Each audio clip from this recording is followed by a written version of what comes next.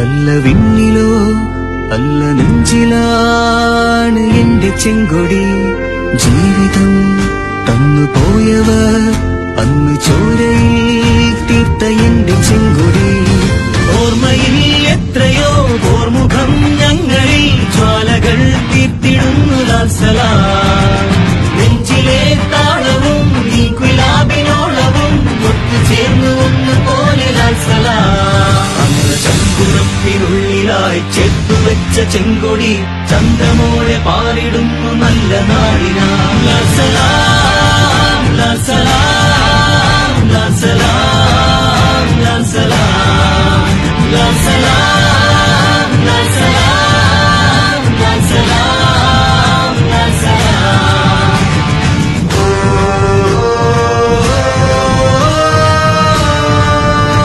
കക്ഷിരാഷ്ട്രീയത്തിന്റെ അടിസ്ഥാനങ്ങളല്ല, അത് തെരഞ്ഞെടുപ്പ് മാത്രമാണ്. തെരഞ്ഞെടുപ്പ് വിജയിച്ചു വന്നാൽ പഞ്ചായത്തുകളിൽ വിവിധ പഞ്ചായത്തിൽ യഥാർത്ഥത്തിൽ പ്രതിപക്ഷമില്ല, ഭരണസമിതിയാണ്. അത് എല്ലാവരും നടപ്പിലാക്കേണ്ടതാണ്. കേരളത്തിലേക്കറിയാം, പഞ്ചായത്ത് കൂടുതൽ ഭരിക്കുന്ന UDF. എന്നിട്ട് പോലും 1500 കോടി രൂപയുടെ വെട്ടിച്ചുരുക്കലാണ് വരുത്തിയിരിക്കുന്നത്. അതിനെന്താ ന്യായം പറയുന്നത്? കേന്ദ്ര പദ്ധതി അല്ലെങ്കിൽ തന്നെ കിട്ടുന്നതല്ലേ? ചുരുക്കി പറഞ്ഞാൽ കേരളത്തിലെ തദ്ദേശ സ്വയംഭരണ സ്ഥാപന പ്രവർത്തനം, നഗരസഭ പ്രവർത്തനം സ്തംഭിക്കുന്ന അവസ്ഥയിലേക്ക് ഈ തീരുമാനത്തിന് ഫലമായി നമ്മുടെ നാട് മുന്നോട്ടുകയാണ്. അധികാര വികേന്ദ്രീകരണം എന്ന സ്വപ്നത്തെയാണ് UDF സർക്കാർ മുഖ്യമന്ത്രി സതീശന്റെ നേതൃത്വത്തിൽ തകർക്കുന്നത്. ജനങ്ങളാകെ ഒരുമിക്കേണ്ട ഒരു കാര്യമാണിത്. ആ സമരത്തിന്റെ തുടക്കമാണ് ഇന്ന് കുറിക്കുന്നത്. കേരളത്തിലെ ജനങ്ങളുടെ വികസന സ്വപ്നങ്ങൾ അത് 96 മുമ്പുള്ള പഞ്ചായത്ത് ബോർഡ്, അത് പഞ്ചായത്ത് ഭരണസമിതിയായി. അന്നത്തെ പഞ്ചായത്ത് ഇന്നത്തെ പഞ്ചായത്തിന്റെ ഭരണാധികാരി അന്നെന്താ പറയാ, ഇന്ന് പഞ്ചായത്ത് സെക്രട്ടറിയാണ്. അന്നത്തെ പേരെണ്ണ പറയാണ്, പഞ്ചായത്ത് എക്സിക്യൂട്ടീവ് ഓഫീസറാണ്. പഞ്ചായത്തിന്റെ ഭരണാധികാരം, എക്സിക്യൂട്ടീവ് പവർ മുഴുവൻ അന്ന് എക്സിക്യൂട്ടീവ് ഓഫീസർ. കോർപ്പറേഷൻ ജനപ്രതിനിധികൾ സെക്രട്ടേറിയറ്റ് വാർത്ത് നടത്തുകയാണ്. വീണ്ടും 1-ാം തീയതി എല്ലാ പഞ്ചായത്തുകളിലും പഞ്ചായത്ത് ജനപ്രതിനിധികളും LDF നേതൃത്വത്തിൽ പഞ്ചായത്ത് ഓഫീസുകൾക്ക് മുമ്പിൽ ഒരു പ്രതിഷേധിക്കൽ ധർണ്ണ നടത്തുകയാണ്. പഞ്ചായത്തിന് മുമ്പിലേക്ക് കൊണ്ടു വരാനൊക്കെ സംശയമുള്ളൂ. പഞ്ചായത്തിന് നേരത്തിലാക്കും. ആ പഞ്ചായത്തിന് മുമ്പിൽ സത്യങ്ങൾ നടത്തിക്കൊണ്ട് കേരള സർക്കാരിന് മുമ്പിൽ നമ്മൾ ഇക്കാര്യം പറയുകയാണ്. ജനങ്ങളോട് പറയണം, പഞ്ചായത്തിലെ ഓരോ പൗരനും മനസ്സിലാക്കണം. 3-ാം തീയതി മുനിസിപ്പൽ ഓഫീസുകൾക്ക് മുമ്പിൽ ഇതേവരെയുള്ള പ്രക്ഷോഭം സംഘടിപ്പിക്കുകയാണ്. ഒരു സംശയമില്ല, ഈ വെട്ടിക്കുറച്ച ഫണ്ട് വീണ്ടും അനുവദിക്കുന്നതുവരെ സന്ധിയില്ലാത്ത സമരത്തിന് കേരളത്തിലെ ഇടപെടൽ ജനാധിപത്യ പ്രസ്ഥാനം മുന്നോട്ട് പോകുന്ന കാര്യത്തിൽ യാതൊരു സംശയമില്ല. ഇത് തെറ്റായ തീരുമാനമാണ്. സാമ്പ്രദായിക സമരങ്ങൾ കൊണ്ട് മാത്രമേ തീരില്ല. പിന്നെ ഒരു വലിയ സമരം വിജയിച്ച് നിൽക്കുകയാണ് കേട്ടോ. എന്താണ് സമരം എന്ന് ചെറുപ്പക്കാർ നമ്മളെ പഠിപ്പിച്ചു തന്നിട്ടുണ്ട്. കണ്ടില്ലേ, ഇന്നലെ നിങ്ങൾ സാമൂഹ്യമാധ്യമത്തിൽ കണ്ടു കാണും. പോലീസ് അറസ്റ്റ് ചെയ്തുകൊണ്ടപ്പോൾ ആ പോലീസ് വാൻ തടുത്തു നിർത്തിക്കൊണ്ട് ഒരു 10-20 വയസ്സ് മാത്രം പ്രായമുള്ള പെൺകുട്ടി, ആ പെൺകുട്ടി ഇന്നലെ നടത്തിയ പ്രസംഗം വൈറലാണ്. അപ്പോൾ പുതിയ തലമുറ, ഒരു സംശയം വേണ്ട, ഇന്ത്യക്ക് ഒരു പുതിയ മാർഗം കാണിക്കുകയാണ്. ജനാധിപത്യ ഭരണകൂടങ്ങൾക്കെതിരായി എങ്ങനെ പൊരുതണമെന്ന് ഒരു മാർഗം കാണിച്ചു തന്നിരിക്കുകയാണ്. ഇതിനകത്ത് സുപ്രീം കോടതി ജഡ്ജിയാണ് അതിന് കാരണക്കാരനെങ്കിലും ഇന്നലെ ജഡ്ജി മാറ്റി പറഞ്ഞു. സുപ്രീം കോടതി ജഡ്ജിയാണ് പാറ്റാന്ന് വിളിച്ചത്. പക്ഷെ ഇന്നലെ സുപ്രീം കോടതി ജഡ്ജി ഒരു കാര്യം പറഞ്ഞു, സമരത്തെ സമാധാനമായ തരം സമരങ്ങളെ ലാഭിച്ചാൽ ചെയ്യുന്ന നിയമവിരുദ്ധമാണ്, ആ കാര്യത്തെ കുറിച്ച് പരിഹരിക്കേണ്ടവരുണ്ട് പറഞ്ഞു. അപ്പം ഇന്ത്യയാകെ കേരളമാകെ ജനകീയ സമരങ്ങളുടെ ഒരു പുതിയ കാലഘട്ടത്തിലേക്ക് കടക്കുകയാണ്. അവിടെ നിശ്ചയമായും കേരളത്തിലെ ഇത്തരം പഞ്ചായത്തുകളെ തകർക്കുന്ന ഈ തീരുമാനത്തിനെതിരായി അതിശക്തമായ പോരാട്ടങ്ങൾ നമുക്ക് ഭാവിയിൽ ഉയർത്തിക്കൊണ്ടുവരേണ്ടി വരും. ആ സമരത്തിനെല്ലാം നമ്മളെല്ലാവരും സന്നദ്ധമാകണമെന്ന് LDF ജില്ലാ കമ്മിറ്റിക്ക് വേണ്ടി വിനയപൂർവ്വം അഭ്യർത്ഥിക്കുകയാണ്. മഴയൊക്കെ എന്നോട് ഞാൻ എന്റെ പ്രസംഗം ഇടതുപക്ഷ ജനാധിപത്യ മുന്നണിയുടെ നേതൃത്വത്തിൽ ഇത്തരമൊരു സമരപരിപാടി സംഘടിപ്പിച്ചതിന്റെ ഉദ്ദേശത്തെക്കുറിച്ച് LDFന്റെ ജില്ലാ കൺവീനർ സഖാവ് KP സതീശചന്ദ്രൻ ഇവിടെ കുറെ കാര്യങ്ങൾ സൂചിപ്പിക്കുക. മുന്നണിയുടെ സർക്കാർ 2026 ജനുവരി മാസം 29-ാം തീയതി സംസ്ഥാന നിയമസഭയിൽ ബഡ്ജറ്റ് അവതരിപ്പിച്ച് ആ ബഡ്ജറ്റിൽ നീക്കിവെച്ച ജനക്ഷേമകരമായ പല പദ്ധതികൾക്കും വെച്ച പണം വെട്ടിക്കുറക്കുന്ന സാഹചര്യമാണ് കണ്ടത്. കേരളത്തിലെ പഞ്ചായത്ത് മുനിസിപ്പൽ കോർപ്പറേഷനുകൾക്ക് ജനുവരി മാസത്തിൽ ഇടതുപക്ഷ ജനാധിപത്യ മുന്നണി അവതരിപ്പിച്ച ബഡ്ജറ്റിൽ 10,189 കോടി രൂപയായിരുന്നു നീക്കിവെച്ചത്. എന്നാൽ UDF സർക്കാർ അതിൽ 1,533 കോടി 44 ലക്ഷം രൂപ കുറച്ച് 8,655 കോടി രൂപയാണ് നീക്കിവെച്ചത്. ഏതാണ്ട് 1,533 കോടി രൂപ കേരളത്തിലെ പഞ്ചായത്ത്, ത്രിതല പഞ്ചായത്ത്, മുനിസിപ്പൽ കോർപ്പറേഷനുകൾക്ക് ഗവൺമെന്റ് വെട്ടിക്കുറച്ചിരിക്കുകയാണ്.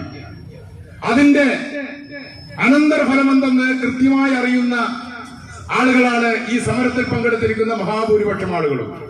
ത്രിതല പഞ്ചായത്ത്, മുനിസിപ്പൽ പ്രസിഡന്റ്, ചെയർമാൻമാർ, അതുപോലെ തന്നെ അവിടുത്തെ സ്റ്റാൻഡിംഗ് കമ്മിറ്റി അംഗങ്ങളും പഞ്ചായത്ത് അംഗങ്ങളും എല്ലാം പങ്കെടുത്ത യോഗത്തിൽ അതിന്റെ മറ്റു കാര്യങ്ങളെ കുറിച്ച് പറയാൻ ഞാൻ പറയുന്നില്ല. ത്രിതല പഞ്ചായത്ത്, മുനിസിപ്പൽ കോർപ്പറേഷനുകൾക്ക് അധികാരവും സമ്പത്തും കൈമാറി. അധികാരവും സമ്പത്തും കൈമാറിയെന്ന് കടലാസിലുണ്ടാക്കിയതല്ല, അത് പണവും നൽകിയുണ്ടായി. ഓരോ വർഷവും അതിനെ തുടർന്ന് 0.5% വർധനവെങ്കിലും ഈ പഞ്ചായത്ത്, മുനിസിപ്പൽ സംവിധാനങ്ങൾക്ക് വർധന വരുത്തിയായിരുന്നു എല്ലാ കാലത്തും ബഡ്ജറ്റ് അവതരിപ്പിച്ചിരുന്നത്. അതിന്റെ അടിസ്ഥാനത്തിൽ ഏതാണ്ട് 30%, സംസ്ഥാന ബഡ്ജറ്റിന്റെ 30% തദ്ദേശ സ്വയംഭരണ സ്ഥാപനങ്ങൾക്ക് പദ്ധതി വിഹിതമായി നൽകുന്ന ഒരു സാഹചര്യം കേരളത്തിലുണ്ടായി. ആ നിലയിലാണ് ജനുവരി മാസം 29-ാം തീയതി അവതരിപ്പിച്ച ബഡ്ജറ്റിൽ 10,189 കോടി രൂപ അനുവദിച്ചത്. അതിൽ നിന്നാണ് ഞാൻ നേരത്തെ സൂചിപ്പിച്ച 1,533 കോടി കുറച്ചത്. അതുകൊണ്ട് ഈ കേരളത്തിൽ ഇപ്പോൾ പല കാര്യങ്ങളും മുടങ്ങിക്കിടക്കുകയാണ്. ഇപ്പോ സ്റ്റേറ്റ് ഗവൺമെന്റ് വിസ്മയം സൃഷ്ടിക്കുമെന്ന് പറഞ്ഞല്ലേ, നമ്മുടെ ഏറ്റവും പ്രധാനപ്പെട്ട ഒരു കാര്യമല്ലേ ലൈഫ് ഭവന പദ്ധതി. 2016 അധികാരത്തിൽ വന്ന ഇടതുപക്ഷ ജനാധിപത്യ മുന്നണിയുടെ ഗവൺമെന്റ് 2017 മെയ് മാസം 23-ാം തീയതി മുതൽ ഈ കേരളത്തിൽ നടപ്പിലാക്കിയ പദ്ധതിയായിരുന്നു ലൈഫ് ഭവന പദ്ധതി. ഏതാണ്ട് 2017 മുതൽ 26 വരെയുള്ള 9 കൊല്ലക്കാലം കൊണ്ട് കേരളത്തിലെ 6,08,475 ആളുകൾക്ക് ആ ഗവൺമെന്റ് വീട് അനുവദിച്ചിരുന്നു. എന്നാൽ 2026 ഫെബ്രുവരി മാസം 24 കണക്കെടുക്കുമ്പോൾ 5,381 വീടിന്റെ നിർമ്മാണം പൂർത്തിയാക്കി അവിടെ താമസം തുടങ്ങിയിരുന്നു. ബാക്കി വരുന്ന 1,00,000-ൽ അല്പം മേലെ വരുന്ന ആളുകളുടെ വീടിന്റെ നിർമ്മാണ പ്രവർത്തനങ്ങൾ പാതിവഴിയിലാണ്. ആ പാതിവഴിയിലായ ലൈഫ് ഭവന പദ്ധതിയുടെ ആ വീടിന്റെ നിർമ്മാണം എങ്ങനെ പൂർത്തീകരിക്കുമെന്ന കാര്യത്തിൽ UDF ഗവൺമെന്റ് ഒരു വ്യവസ്ഥയും പറയുന്നതിൽ ഒരു മറുപടിയും പറയാത്ത സാഹചര്യമാണ് സംസ്ഥാനത്തുള്ളത്. UDFന്റെ സാധാരണക്കാരോടുള്ള സമീപനം പഴയകാലത്തേത് പരിശോധിച്ചാൽ ഇതെല്ലാം നമുക്ക് കൃത്യമായി ബോധ്യപ്പെടും. 2011 മുതൽ 16 വരെ UDFന്റെ ഗവൺമെന്റ് കേരളം ഭരിച്ചപ്പോൾ ഈ കേരളത്തിൽ ആകെ അനുവദിച്ച വീടിന്റെ എണ്ണം 5,500-ൽ താഴെയായിരുന്നു. ഇത് വെറുതെ പറയുന്നതല്ല. 2016 ഫെബ്രുവരി മാസം 24-ാം തീയതി ആ അന്നത്തെ UDF ഗവൺമെന്റിന്റെ അവസാന കാലത്ത് യശസ്വരീനായ ശ്രീ സഖാവ് കോടിയേരി ബാലകൃഷ്ണൻ നിയമസഭയിൽ ഒരു ചോദ്യം ചോദിച്ചു. 2011 മുതൽ 16 വരെ 5 കൊല്ലക്കാലം കൊണ്ട് ഈ ഗവൺമെന്റ് എത്ര വീട് അനുവദിച്ചിട്ടുണ്ട് എന്ന് ചോദിച്ചപ്പോൾ അന്നത്തെ ബഹുമാനപ്പെട്ട മുഖ്യമന്ത്രി ശ്രീമാൻ ഉമ്മൻചാണ്ടി നൽകിയ മറുപടിയായിരുന്നു, നിയമസഭയിൽ നൽകിയ മറുപടിയായിരുന്നു 5,500-ൽ താഴെയാണെന്നത്. ആ ഗവൺമെന്റ് മാറി അതിന് പകരം വന്ന ഗവൺമെന്റ് 9 കൊല്ലം കൊണ്ട് 6 ലക്ഷത്തി ചില്ലാനും ആളുകൾക്ക് വീട് അനുവദിച്ചു. എന്നാൽ പഴയ 2011-16 കാലത്തെ ഓർമ്മപ്പെടുത്തുന്ന തരത്തിലാണ് പാതി വഴിയിലായ ലൈഫ് ഭവനത്തിലെ വീടുകളുടെ കാര്യം പോലും ഈ ഗവൺമെന്റ് ഇപ്പോൾ ഒന്നും പറയാത്ത നിർബന്ധമായും ചെലവഴിക്കേണ്ട പണം പോലും കൃത്യമായി ചെലവഴിക്കാൻ സാഹചര്യമില്ലാത്ത അവസ്ഥയിലേക്ക് പോകുന്നു. നിർബന്ധിതമായി ചെലവഴിക്കേണ്ട കാര്യമുണ്ടല്ലോ. ഇപ്പൊ നമ്മുടെ നാട്ടിലെ ഒരുപാട് ബസ് സ്കൂളുകൾ ആ നിലയിലുള്ള ഒരുപാട് സംവിധാനങ്ങളുണ്ട്. പാവപ്പെട്ട ആളുകളുടെ സാന്ത്വന ചികിത്സ ഉൾപ്പെടെയുള്ള കാര്യങ്ങളുണ്ട്. അത്തരം കാര്യങ്ങൾക്കൊക്കെ പണം ചെലവഴിക്കാൻ ഉള്ള ഇതിനെ കുറിച്ച് ബഡ്ജറ്റിലോ അല്ലെങ്കിൽ അതിനെ തുടർന്നോ ഒരു കാര്യവും പറയുന്നില്ല. ഈ നിലയിലാണ് നമ്മുടെ സംസ്ഥാന സർക്കാർ ത്രിതല പഞ്ചായത്ത് മുനിസിപ്പൽ കോർപ്പറേഷനുകളോട് സമീപനം സ്വീകരിക്കുന്നത്. ഈ കേരളത്തിലാകെ UDF ഏറ്റവും വലിയ ഭൂരിപക്ഷം നൽകിയ ജില്ലയാണല്ലോ മലപ്പുറം ജില്ല.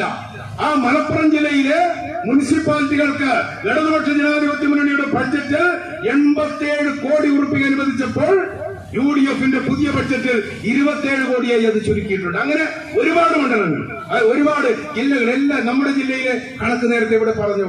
കൂടുതൽ കാര്യങ്ങൾ മറ്റ് ജനപ്രതിനിധികൾ സംസാരിക്കുമ്പോൾ കാര്യങ്ങളിലും ജനങ്ങളെ പ്രയാസപ്പെടുത്തുന്ന സമീപനവുമായി മുന്നോട്ട് പോവുകയാണ്. ഇതിനെതിരെ കേരളത്തിൽ വലിയ പോരാട്ടം വളർന്നു വരും. ശക്തമായ സമരപരിപാടികളുമായി മുന്നോട്ട് പോവുകയാണ്. ഇത് മാത്രമല്ല, കേരളത്തിലെ തെരഞ്ഞെടുപ്പ് കാലത്ത് കേരളത്തിലെ ജനങ്ങൾക്ക് നൽകിയ ഒരു വാഗ്ദാനമായിരുന്നു പെൻഷൻ 3000 രൂപയെ വർദ്ധിപ്പിക്കുമെന്ന്. ചില ആൾ പറയും സമയമായിട്ടില്ലല്ലോ, ചെറിയ സമയമല്ലേ ആയിട്ടുള്ളൂ എന്ന് പറയും. എന്നാൽ ഇതിനു മുമ്പ് ഒരു ഗവൺമെന്റ് ഉണ്ടായിരുന്നല്ലോ. ആ ഗവൺമെന്റ് വാഗ്ദാനം നൽകിയ കാര്യത്തിൽ എങ്ങനെ പ്രവർത്തിച്ചു എന്ന് പരിശോധിച്ചാൽ സമയം കഴിഞ്ഞു എന്നത് കൃത്യമായി മനസ്സിലാകും. 2016 ഇടതുപക്ഷ ജനാധിപത്യ മുന്നണി അധികാരമേറ്റത് 2016 മെയ് മാസം 25-ാം തീയതിയായിരുന്നു. അന്ന് സത്യപ്രതിജ്ഞ ചെയ്ത ആദ്യ ദിവസം കേരളത്തിലെ ഇടതുപക്ഷ ജനാധിപത്യ മുന്നണിയുടെ ഗവൺമെന്റ് ക്ഷേമ പെൻഷൻ 400 രൂപ വർദ്ധിപ്പിച്ചു. 600 രൂപ 1000 രൂപയാക്കി. ഒരു ബഡ്ജറ്റിനും കാത്തുനിന്നില്ല. ആദ്യ മന്ത്രിസഭാ യോഗം അതുവരെ നൽകിയിരുന്ന ക്ഷേമ പെൻഷന്റെ 66% വർധനവ് ഒറ്റ ദിവസം കൊണ്ട് വർധനവ് വരുത്തി. ആദ്യ ക്യാബിനറ്റും കഴിഞ്ഞു, ബഡ്ജറ്റും കഴിഞ്ഞു, എല്ലാം കഴിഞ്ഞിട്ടും തെരഞ്ഞെടുപ്പ് കാലത്ത് കേരളത്തിലെ പാവങ്ങൾക്ക് നൽകിയ വാഗ്ദാനമായിരുന്നു 3000 രൂപയെ പെൻഷൻ ഉയർത്തുമെന്ന്. ഇപ്പോഴും അതിനെക്കുറിച്ച് ഒരു നടപടിയുമില്ല. ഇപ്പോൾ അവർ സ്വീകരിക്കുന്ന സമീപനം 2011 മുതൽ 16 വരെ സ്വീകരിച്ചതുപോലെ സമ്പന്ന താല്പര്യം സംരക്ഷിക്കുന്ന നടപടികളുമായാണ് മുന്നോട്ട് പോകുന്നത്. ഒരുപാട് കാര്യങ്ങൾ, ഞാൻ അതിന്റെ ഒന്നും വിശദമായ കാര്യങ്ങളാക്കാനായിരുന്നു ഒന്നാം ഭൂപരിഷ്കരണ നിയമം കേരളത്തിൽ നടപ്പിലാക്കി ജന്മിത്വം അവസാനിപ്പിച്ചത്. 1957 കമ്മ്യൂണിസ്റ്റ് സർക്കാർ അധികാരത്തിൽ വരുമ്പോൾ ഈ കേരളത്തിൽ ഭൂമി സ്വന്തമായി ഉണ്ടായിരുന്നത് 9% കുടുംബങ്ങൾക്കായിരുന്നു. 91% കുടുംബങ്ങൾ മരിച്ചാൽ പൊഴിച്ചിടാൻ 6 അടി മണ്ണ് പോലും സ്വന്തമായില്ലാത്തവരായിരുന്നു.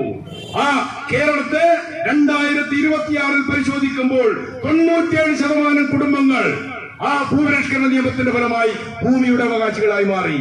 ഇന്ന് രണ്ടാം ഭൂപരിഷ്കരണ UDF പറയുന്നു സമ്പന്ന താല്പര്യം സംരക്ഷിക്കാൻ. ഞാൻ ഒരുപാട് പറയുന്നു. എല്ലാ തരത്തിലും സാമ്പത്തികമായി പ്രതിസന്ധിയിലാക്കുന്ന ഗവൺമെന്റാണ് കേന്ദ്ര ഗവൺമെന്റ്. ഈ കേരളത്തിന്റെ നികുതി വരുമാനത്തിന്റെ 75% LDF ഭരണകാലത്ത് തനത് നികുതി വരുമാനമായിരുന്നു. കേന്ദ്ര വിഹിതം എന്ന് പറയുന്നത്, നികുതി വിഹിതം എന്ന് പറയുന്നത് 25% കിട്ടിയിട്ടുള്ളൂ. ഇപ്പോൾ ദേശീയ ഗ്രാമീണ തൊഴിലുറപ്പ് പദ്ധതിയുടെ കാര്യം നോക്കിയാൽ ഈ ഗവൺമെന്റ് കേന്ദ്ര ഗവൺമെന്റിനോട് സ്വീകരിക്കുന്ന സമീപനം മനസ്സിലാകും. കേന്ദ്ര ഗവൺമെന്റ് 2004 UPA ഗവൺമെന്റിന് ഇടതുപക്ഷ പാർട്ടികൾ നൽകിയ പിന്തുണയെ തുടർന്ന് സമ്മർദ്ദം ശക്തമായ ഇടതുപക്ഷ ജനാധിപത്യങ്ങളുടെ സമ്മർദ്ദ ഫലമായാണ് ദേശീയ ഗ്രാമീണ തൊഴിലുറപ്പ് പദ്ധതി നടപ്പിലാക്കിയത്. ഇപ്പോൾ ആ പദ്ധതി ഇല്ലാതാക്കി ജൂലൈ മാസം 1-ാം തീയതി മുതൽ BVG റാംജി പദ്ധതി വന്നു. ആ BVG റാംജി പദ്ധതിക്ക് 60% കേന്ദ്ര ഫണ്ടും 40% സംസ്ഥാന ഫണ്ടുമാണ്. കേന്ദ്രം ഇപ്പോൾ അതിനുവേണ്ടി വെച്ച ഫണ്ടിന്റെ കണക്കിൽ 2090 കോടി ഉറുപ്പിക സംസ്ഥാന ബഡ്ജറ്റ് നീക്കിവെക്കണം. നീക്കിവെച്ചത് 1422 കോടി മാത്രമാണ്. 1422 നീക്കിവെക്കുമ്പോൾ അങ്ങനെ ഉണ്ടായ സാഹചര്യം കേന്ദ്ര ഗവൺമെന്റ് ആ പദ്ധതിയോട് സ്വീകരിക്കുന്ന സമീപനത്തെ കുറിച്ച് ഒരു പ്രതിഷേധം അറിയിക്കുന്ന വാചകം പോലും കേരളത്തിൽ അവതരിപ്പിച്ച ബഡ്ജറ്റിൽ ഉണ്ടായിട്ടില്ല എന്നതാണ്. ഒരുപാട് നേതാക്കൾ സംസാരിക്കാനുള്ളത് കൊണ്ട് ഞാൻ ദീർഘിപ്പിക്കുന്നില്ല. കേരളത്തിലെ ഐക്യജനാധിപത്യ മുന്നണി ഗവൺമെന്റിന്റെ സമീപനം ഇതാണ്, നിലപാടുകളാണ്. കേരളത്തിലെ കഷ്ടപ്പെടുന്നവരെയും പ്രയാസപ്പെടുത്തുന്നവരുടെയും സന്തുലിതരാനുള്ള നടപടികൾ ഇടതുപക്ഷ ജനാധിപത്യ മുന്നണി തുടർന്നു വന്ന നടപടികൾ മുന്നോട്ട് കൊണ്ടുപോകാനുള്ള സമീപനം സ്വീകരിക്കുന്നില്ല. ഈ നിലയിലുള്ള സമീപനത്തിന്റെ ഭാഗമായി തന്നെയാണ് ജനങ്ങൾ എല്ലാ വിധത്തിലും സമീപിക്കുന്ന, ജനങ്ങൾക്ക് അധികാര വികേന്ദ്രീകരണത്തിലൂടെ ജനങ്ങളെ സേവിക്കാൻ ഒരുപാട് അധികാരങ്ങൾ നൽകിയ ത്രിതല പഞ്ചായത്ത് മുനിസിപ്പൽ കോർപ്പറേഷനുകളെ നോക്കുകുത്തിയാക്കുന്ന സമീപനമായി മുന്നോട്ട് പോകുന്ന ഐക്യജനാധിപത്യ മുന്നണിയുടെ ഈ സമീപനത്തിനെതിരെ വലിയ തോതിലുള്ള പ്രതിഷേധം കേരളത്തിൽ വളർന്നു വരും. അത്തരം പ്രതിഷേധത്തിന്റെ ഭാഗമായി ഇവിടെ സംഘടിപ്പിച്ച ഈ കളക്ടറേറ്റ് മാർച്ചിൽ പങ്കെടുത്ത നിങ്ങളെ എല്ലാവരെയും അഭിവാദ്യം ചെയ്തുകൊണ്ട് ഈ സമരം ഉദ്ഘാടനം ചെയ്ത് അറിയിച്ചുകൊണ്ട് നിർത്തുന്നു.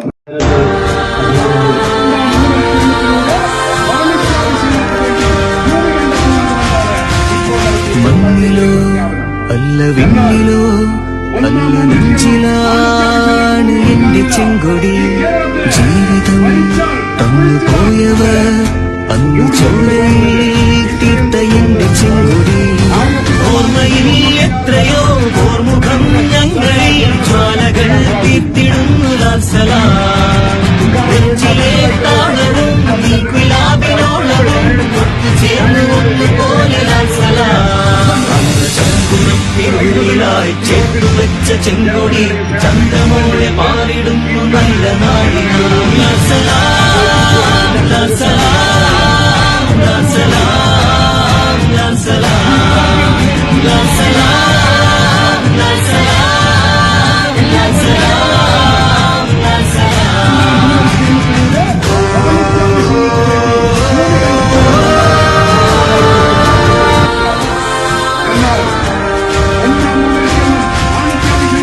മണ്ണിലോ അല്ല വിണ്ണിലോ അല്ല നെഞ്ചിലാണ് എന്റെ ചെങ്കൊടി. ജീവിതം തന്നു പോയവർ അന്ന് ചോരയിൽ തീർത്ത എന്റെ ചെങ്കൊടി. ഓർമ്മയിൽ എത്രയോ ഓർമുഖം ഞങ്ങളിൽ ജ്വാലകൾ തീർത്തിടുന്നു ലാൽസലാം. നെഞ്ചിലെ താളവും ഈ ഗുലാബിനോളവും ഒത്തുചേർന്നു ഒന്നുപോലെ ലാൽസലാം.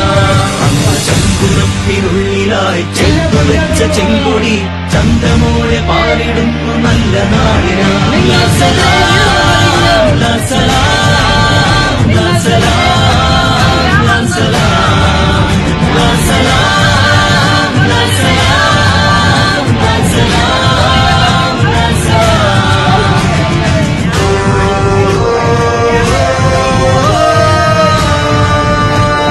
സർക്കാരിന്റെ ചുമതല. അതെ, ഒരു പുതിയ തട്ടിപ്പ് ഇറങ്ങിയിട്ടുണ്ട്. ഗൂഗിൾ പേ, ഫോൺ പേ, UPI അക്കൗണ്ടുകൾ വഴി നിങ്ങൾക്ക് പണം അയച്ചു തരികയും ശേഷം അത് തിരിച്ചയക്കാൻ ഒരു QR കോഡ് നിങ്ങൾക്ക് അയച്ചു തരികയും ചെയ്യും. QR കോഡിൽ നമുക്കവർ അയച്ചു തന്ന തുകയേക്കാൾ വലിയ തുകയായിരിക്കാം അവർ സെറ്റ് ചെയ്തിട്ടുണ്ടാവുക. ശ്രദ്ധിക്കാതെ നമ്മൾ QR കോഡ് സ്കാൻ ചെയ്ത് പണം അയക്കുകയാണെങ്കിൽ നമുക്ക് വലിയ തുക നഷ്ടമാകും. ഇത്തരത്തിൽ അപരിചിതർ പണം മാറി അയച്ചു എന്ന് പറഞ്ഞ് നിങ്ങളെ ബന്ധപ്പെട്ടാൽ ഒരു കാരണവശാലും പണം അവർക്ക് തിരിച്ചയക്കാൻ ശ്രമിക്കരുത്. അവരോട് NPCI വഴി കംപ്ലൈൻറ്റ് രജിസ്റ്റർ ചെയ്യാൻ പറയുക. ഇനി നിങ്ങളാണ് ഇത്തരത്തിൽ പണം മാറി അയച്ചതെങ്കിൽ നിങ്ങൾക്കും NPCI വഴി കംപ്ലൈൻറ്റ് രജിസ്റ്റർ ചെയ്യാവുന്നതാണ്. ഇതിനായി NPCI എന്ന വെബ്സൈറ്റിൽ കയറി കൺസ്യൂമർ എന്ന ഓപ്ഷനിലെ UPI കംപ്ലൈൻറ്റ് ക്ലിക്ക് ചെയ്യുക. ശേഷം കംപ്ലൈന്റിലെ ട്രാൻസാക്ഷൻ എന്ന ഓപ്ഷനിൽ മുഴുവൻ വിവരങ്ങളും നൽകി സബ്മിറ്റ് ചെയ്യുക. തുടർന്ന് NPCI അതോറിറ്റി നിങ്ങളെ ബന്ധപ്പെടുന്നതായിരിക്കും.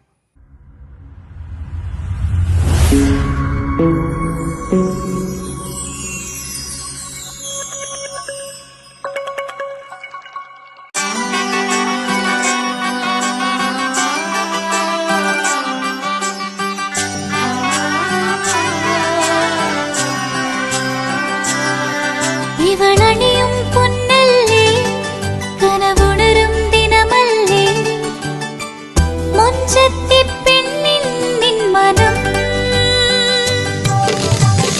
പെണ്ണഴകിനു മിഴിവേകി എന്നെന്നും നിന്നില്ലേ, മാറ്റേറും പൊന്നിൻ താരമേ.